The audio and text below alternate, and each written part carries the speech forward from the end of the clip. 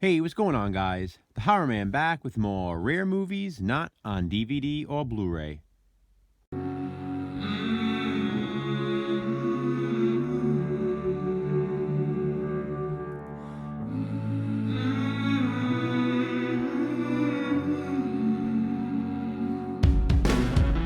I have here with me movies number 97, 98, and 99 in my rare movies not on DVD or Blu-ray series.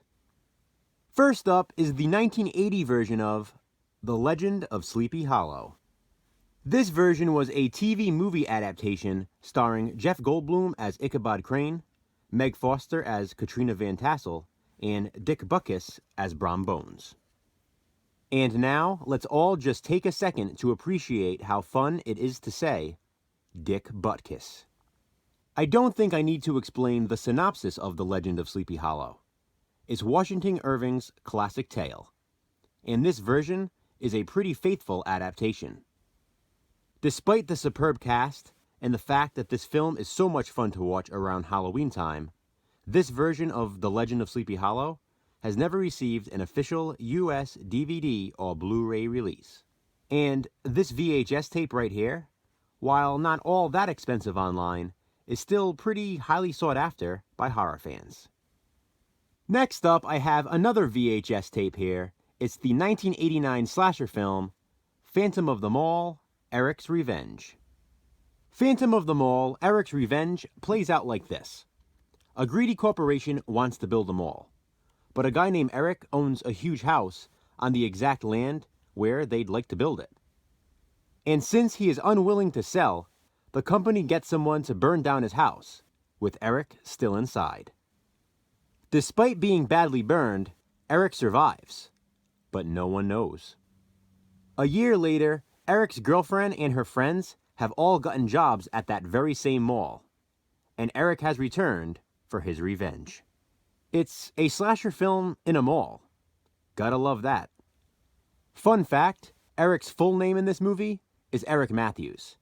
And that always sort of made me laugh, because it reminds me of Eric Matthews from Boy Meets World, played by Will Friedle.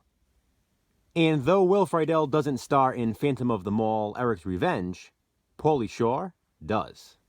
He has a bit part as a character named Buzz. And he is pretty much responsible for the reason why I'm showing this movie in this series. Because Phantom of the Mall, Eric's Revenge, has in fact been released on DVD. But it is not the same version included here on this VHS. This VHS includes the true R-rated version of the film, whereas the DVD is actually an edited version. While the DVD does also state it is the R-rated version, there are scenes that have been omitted, specifically gore. Not only that, but in an effort to market the film in a different way, they also included additional scenes of Pauly Shore on the DVD edition, which resulted in them plastering his name across the top of it.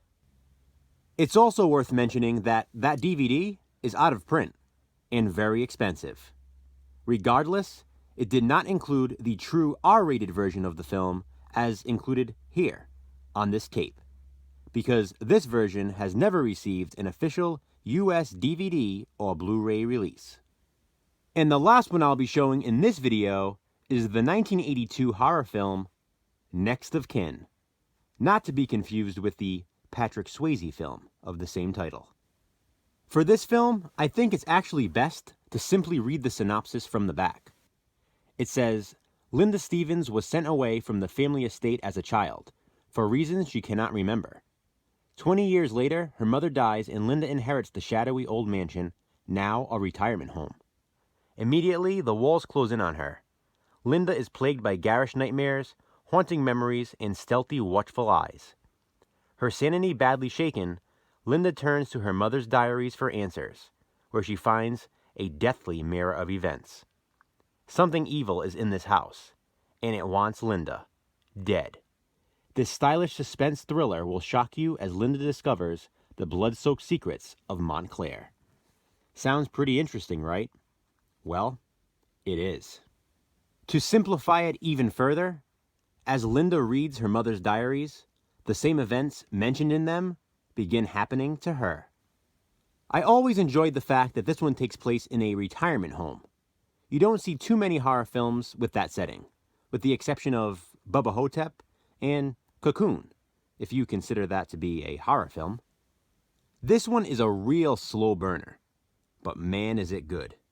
There are twists and turns and a fantastic ending. Unfortunately, Next of Kin has never received an official US DVD or Blu-ray release. This right here is an unofficial edition I created myself for my personal collection. So, that's it guys for another edition of Rare Movies Not on DVD or Blu-ray. At the start of the next video in this series, we're going to hit film number 100. How cool is that? Have you seen any of these films? If so, what do you think of them? Comment below and let me know.